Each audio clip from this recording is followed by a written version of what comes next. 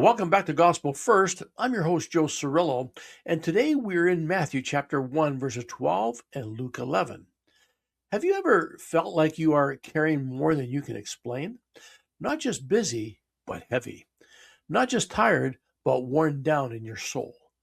And the hardest part is this: you may still be doing all the right things, showing up, serving, trying, but inside you are thinking, I don't know how much longer I can hold this.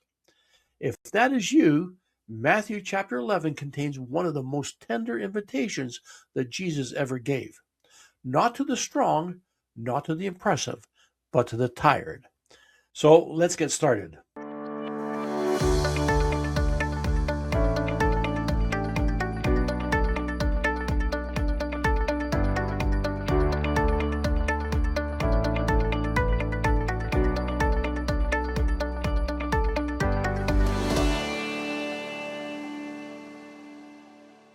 Now, in Matthew chapter 11, verse 1, Jesus keeps working, and it means something.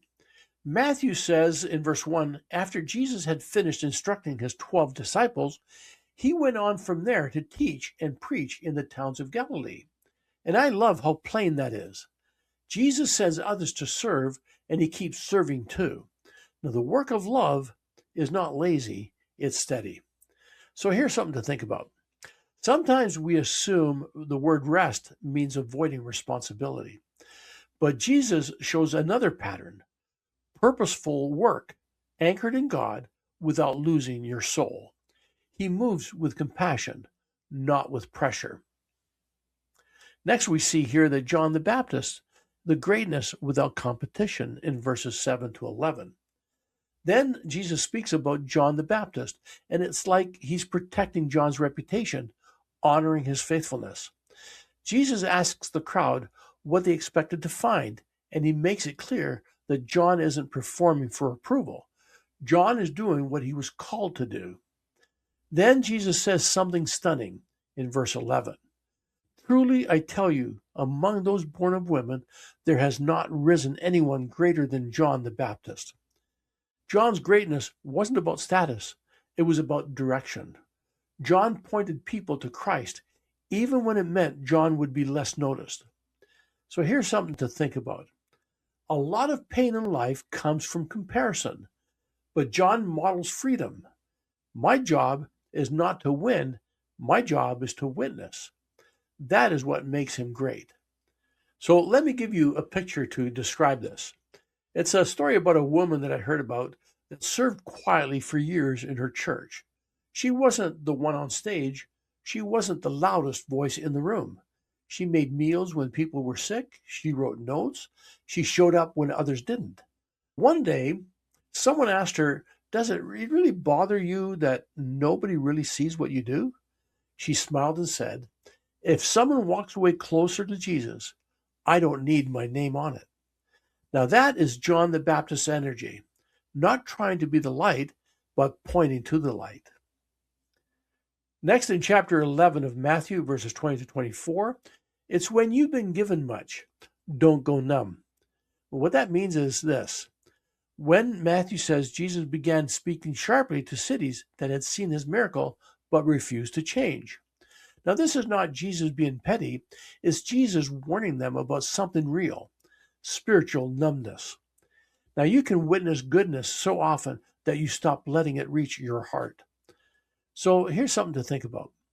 Miracles do not automatically produce conversion. A changed heart is still a choice. Seeing is not the same as surrendering. Next, in verse 25 to 30 of Matthew, the invitation that hits the heart. Then we arrive at the words that many of us need when life is heavy. In verse 28, come to me, all you who are weary and burdened, and I will give you rest. Now notice what Jesus does not say. He does not say, come when you have it together. He does not say, come when you're less messy. He says, come. Then he adds, take my yoke upon you and learn from me, for I am gentle and humble in heart, and you will find rest for your souls. That's in verse 29. And for my yoke is easy and my burden is light. That's in verse 30. So here's something to think about. A yoke means that you're not really pulling alone. Jesus is offering partnership, not performance. He is offering a way to carry life with him. So, to illustrate this, imagine someone trying to carry a heavy box alone. Arms that are shaking, breath is short. Then someone stronger steps in and says, "Let me take the other side."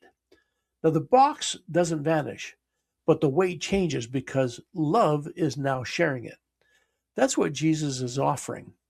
Not a life with zero burdens, but a life where you are not abandoned inside them. So here's your invitation for today. It's simple and honest. In prayer, say something like this. When you're praying, "Jesus, I am weary. I'm carrying more than I can hold.